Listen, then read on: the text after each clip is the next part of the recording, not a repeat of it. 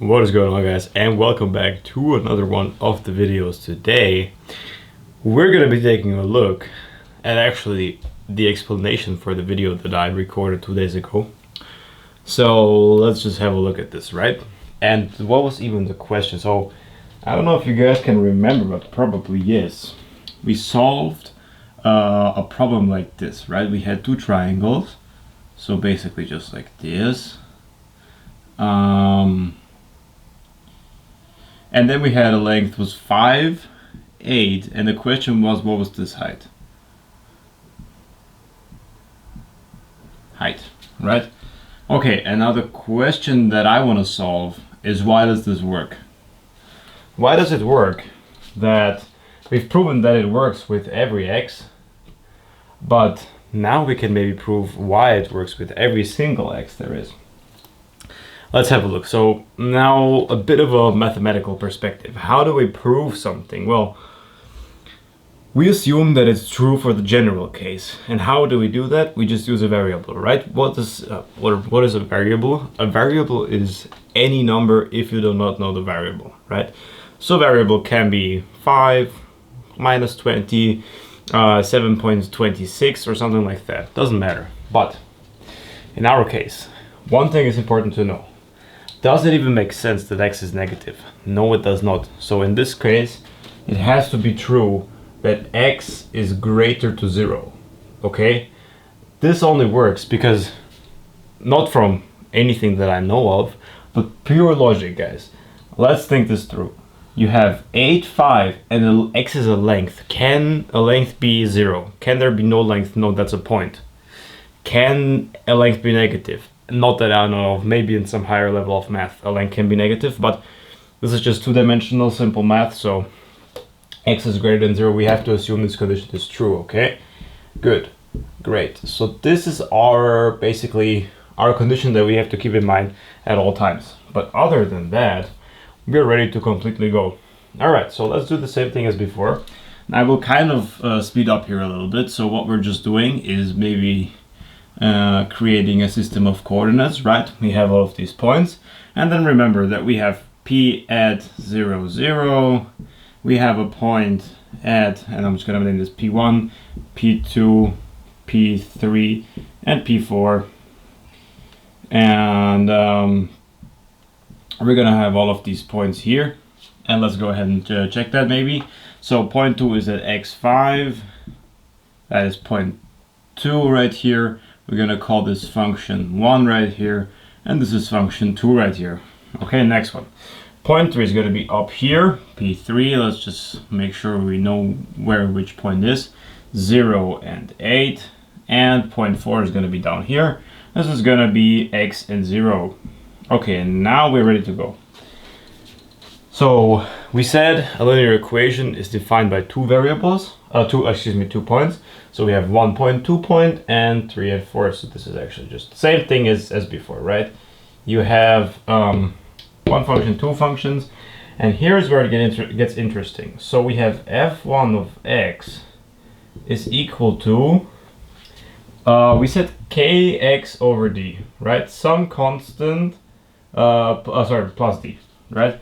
We have some constant, so it's basically the incline-decline, times the x, times our variable, our function, not our function value is this one, and then plus d, which is just the intersection point where it intersects the y-axis. Good. Let's actually write down the same thing down for f2, but for f2, we're gonna plug in the variable straight away. Okay, so let's figure this out. We said that k was equal to delta y over delta x, right? So k is delta y over delta x. How do we figure this out? f1 must be positive, or sorry, k must be positive because f1 is going up, right? So when the function goes up, you automatically know, okay, it must be positive. Good. So let's just do that, right? Delta y over delta x. How do we do this? Delta y is just 5 minus 0, 5 over x, right? Because we have here delta y is 5 and delta x is just x minus 0 is just the same as x. And here we get to a point that I completely missed.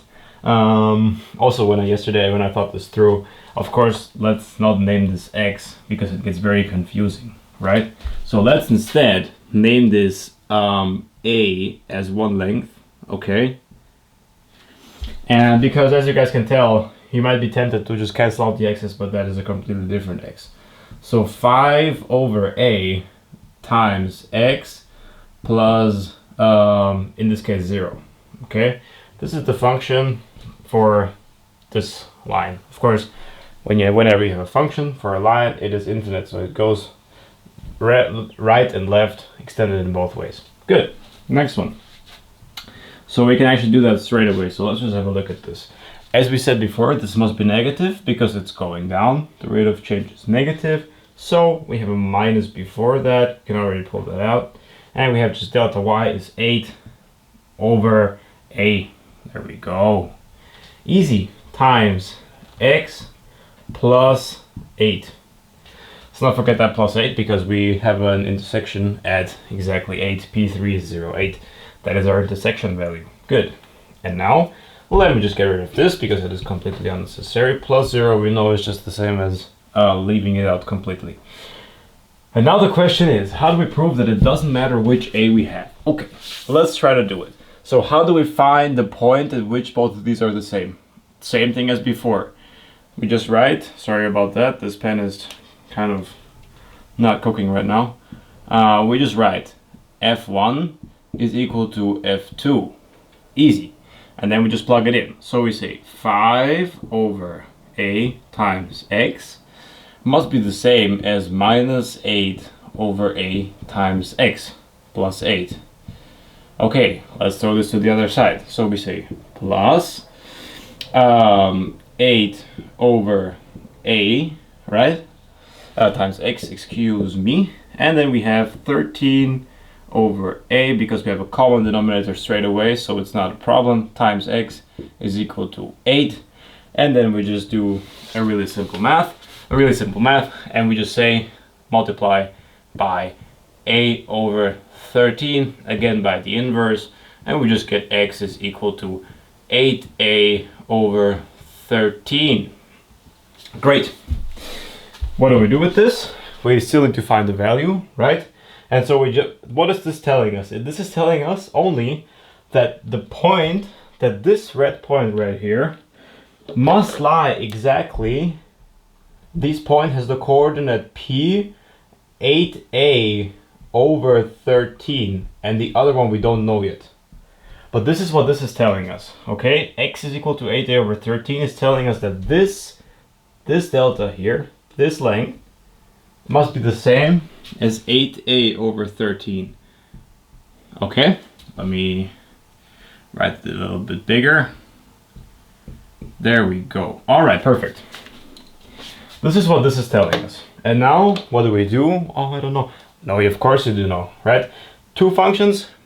Guys, the nice thing about maths is that it does not matter. Plug it in here, both work. Let's do it. Let's plug it in f1 because it has no minus or plus a, doesn't matter. So let's just say f1, how do you write this down? You say f1 of 8a over 13 because that is the value that you want to get from this function, right? So you say the function value at the point 8a over 13 is equal to, okay, this is all that this is saying. This is no like multiplication bracket, this is just saying there's a function and I want to get the function value at this x value, right? How high is the function at this specific value, which would be exactly this point P, yeah? Good. Let's continue. 8a over 13, what do we do now? We just write down the function, but instead of the x, instead of writing f of x, I wrote 8a over 13, so that means that in the x we plug in the 8a over 13, so 5 over a, and now you guys realize that it is completely irrelevant what this a is as long as it is bigger than 0. And the reason that it cannot be 0 is also because we're dividing by a at some point. We're dividing by a here, dividing by a there, so cannot be 0 either. And now we just do the most simple thing. Cross it out, and we're left with 40 over 13, giving us our answer. Great. Now we've just proven that this is true for every case, right? Because in the end we cancel out the a's. But, sorry about that, excuse me. But there is one more thing that I have not tried myself yet, and that is actually very interesting to notice. Now, if you guys look at this, what it says here is we have 8a over 13. Now, some of you guys that are mathematically inclined and maybe, I don't know, just pay attention in these videos are gonna notice, well, is this not just the same as saying 8 times some value, let's just leave it at 8, over 5 plus 8? And have a think here. 5, 8, 8 over 5 plus 8. Is that not very interesting? And the answer is that is very interesting indeed. Because what happens if we just put, for example, for 5c and we put for 8, we put d or b and c, it doesn't matter, right? We put some other variable. Well, what's gonna come out in the end, as you can see here, is that, let's just check this together, okay? Before I say anything, let's just check this together. Because I haven't checked it either, I don't want to spread fake news. So let's just check this together. So let's just say that c, this is c or 8, and this is 5 or b, okay? So this could be the same as b, and this could be the same as c, okay? Good. And now what do? We do this same equation. Actually, let's just do it like this. We say right away that is equal to b over a times x. Now this is getting a little bit difficult, but I'm trying to keep it as simple as possible. Remember, 5 is b is equal to 5, but again, now we're proving it for the general case, right? Now we're proving it for any case, okay? And c is equal to 8. Now, this is only telling us, if this is true, that it really is, I don't know what it was, c plus, it was c over c plus b, right? 8 over 13 in the end, times this length. So let's see if we can actually prove that. So negative 8 is c in this case, c over a times x plus 8. There we go. And now we just set them equal to one another as always. B over ax is equal to c, yes, minus c over ax plus 8. Great. And now we just say plus c over ax, and now we have c plus b over a times x is equal to 8. And now we just do the same thing as before. We multiply by a and divide by c plus b. But I just realized something. C is also 8 in this case. So should we just go ahead and maybe say that this is, because we want to prove it for all of the cases, right? And if we assign the value 8 to a variable, just help me think here, right? We're assigning 8, we're assigning the letter C to the number 8. But can we not just say that 8, because it's the same thing, right? I think that is actually what we have to do. Because in the end it comes out, yes, that is exactly what we have to do. So instead of writing this, guys, just remember one thing. Just remember that this and this is the same number. 8 and 8 is the same number, so we can replace this 8 also with C. There we go. And then this 8 also goes away. And the same happens with this 8. So we have C, C. And then we just get, in the end, we just get what? This is a bit of a mathematical thing now to figure out what the x is. X is equal to, we have to multiply by A and divide by C plus B. Exactly. A times C over C plus B. Okay, so we have A is the length as we have here, same thing as we have here, 8 times 8. But now we know C is equal to 8 because we defined it here. C is equal to 8 because we defined it here. And let me just write a proper B here, C here. So make sure that you guys can read that. There we go. C plus B, all right? And now I'm gonna plug this back in here. We're just gonna say, for the general case, right? Right now we're actually proving something which is very, very interesting, because proofs in math usually take up a lot of space and a lot of time, but we, only with our heads, we actually managed to come up with a proof for a thing that is, maybe it's obvious for some people, maybe it's not obvious. And I also have another explanation why this works, why this is completely irrelevant, how long A or even why this works, that you have the 8 and the 13, yeah, you guys know what I mean. Okay, let's do it like this. 8 times C over C plus B. Great. Now, what does this mean? We have is equal to F1, and now we put it in this function. B over A, and remember, our X is this whole expression now. So we have to put in this expression A times C over C plus B, and we got it. We did it, guys, but not yet. Let's just make sure we do this correctly. So, A and A, can I cancel them out? And the answer is, of course I can cancel them out. Because, why can I cancel them out? This is just a normal fraction, and this is also just a normal fraction, but what I can do, instead of writing it like this, I can say B over A times, this times is very important, A times C over C times C plus B. Right, this is what I can say. And then these two cancel. And we're left with, so in the end these two canceled also. But now we're left with what? B times C over C plus B. So basically C plus C times B over C plus B, which cannot be the case. Because that would be, oh yes! I'm sorry guys, that is exactly the case. That is exactly the truth. Because what has to come out in the end?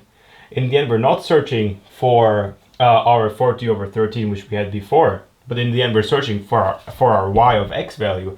We're searching for the height. And what is going to come out in the end is going to be just BC over C plus B. And that is just the same as 40 over 13. And we've proven that this is correct. There you go. That is the proof, right? So we get the same answer here. Get the same answer there. And yeah, I think this is just very nice. Now what is this also telling us? It's telling us that it doesn't matter which triangle is bigger, right?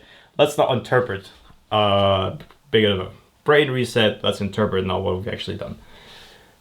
This is saying that whichever one is bigger, it's always going to intercept at the bigger value, the first value of these two. So in this case 8, so the triangle that's pointing, the function that is going down basically, over the two added together. This is what this is proving. And the A is just a factor, right? At which point this intersects. When A is 1, so the length is just 1, then it's just, it's 1, so this just falls away. It's 8 over 13 straight away on the system of coordinates. But if it's like 2, of course, it stretches out by a factor of 2, so you have 2 times 8, which is 16, and then over 26, of course, you can cancel that out, kind of, so. Yeah, oh sorry, you cannot cancel that out, but you have to keep in mind that this does not change, the heights don't change. This point is still 8, this point is still going to be 5, but only the stretching changes, right? And the functions change with the stretching. Okay, so this might have been a little bit crazy, but I have another way to think about this for you guys. So, let us just assume, where can I put this? By the way, there is a second whiteboard coming, just like right here. So I am very excited. I'm working on that right now, but it's definitely gonna arrive actually pretty soon. So yeah, this was on the second whiteboard, but just by the way. But anyways, so what was I doing? Oh yeah, so let's assume that we have something like this. we have something like this, right? And we have something like this. Now, just this is a bit of an imagination test. This is one triangle, this is another triangle, okay? I'm purposefully drawing this extremely small because that's really what I want you guys to think. Picture this, but just crunch it together as much as you can in your head. Okay, just literally just like smash it together.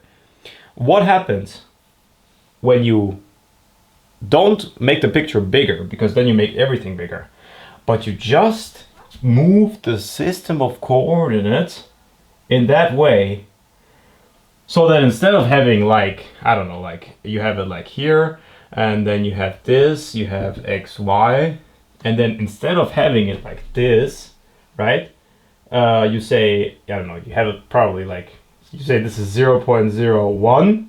Instead of having it like this, you can just say that this is 0.01. You can basically just stretch the coordinate system without changing the triangle itself. And then in the end, you can just say basically, this is 0.01, but I just stretched it. I didn't change anything. The geometry is still the same, but I just stretched the system of coordinates out. So that's kind of another way to think about it. What came to my mind when solving this is that it's irrelevant how big A is, because you can always stretch it or squish it and it's gonna look the same, right? You can say A is 10,000, but then I'm just gonna take it, and we get back here. And you can say this is 10,000, but it's still gonna look the same. And the height is still not gonna change, because these 2 points are always gonna have the same, of course, instead of the value that at which A is, right? So I think you guys know what I mean. So P2, this value is of course going to change because A is here, and this value is also going to change. But as we've proven, in the end, the A's cancel out anyways. So it does not really matter, right? This is the proof for what we've done. And I hope that explanation actually helped you guys. Yeah. So, thank you for watching. I will go over this again. To everybody who wants to turn this off now, have a good day. But let's just explain this again, go over this again. So, what did we do today? We said, okay, we're gonna take this case.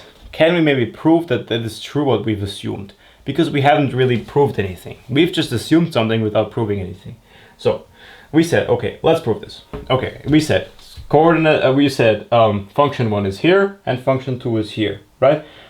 These lines of the triangles, we don't care about them, right? Because they're irrelevant to us. We only care about the functions because we're looking for a point of intersect, which we can calculate by setting f1 equal to f2. The first function is equal to the second function. And where are they equal? Exactly where they are above each other, where they intersect, and that is that point.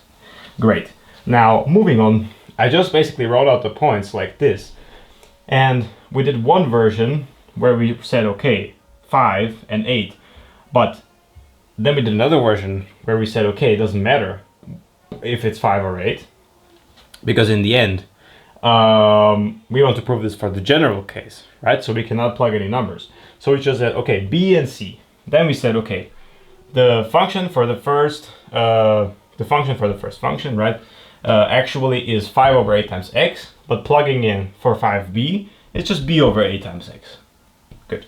Second function, we said the same thing, okay, minus 8 over 8 times x plus 8, because 8 is c, so we just said minus c over 8 times x plus c, right? This is a c, I'm gonna make that a little bit nicer. And why is this also c? Because c is equal to 8, so we're just substituting, right? Basically, we're doing what you do in the reverse order whenever you know a number, right? You normally go from this to this, but we're going from this to this now. Good.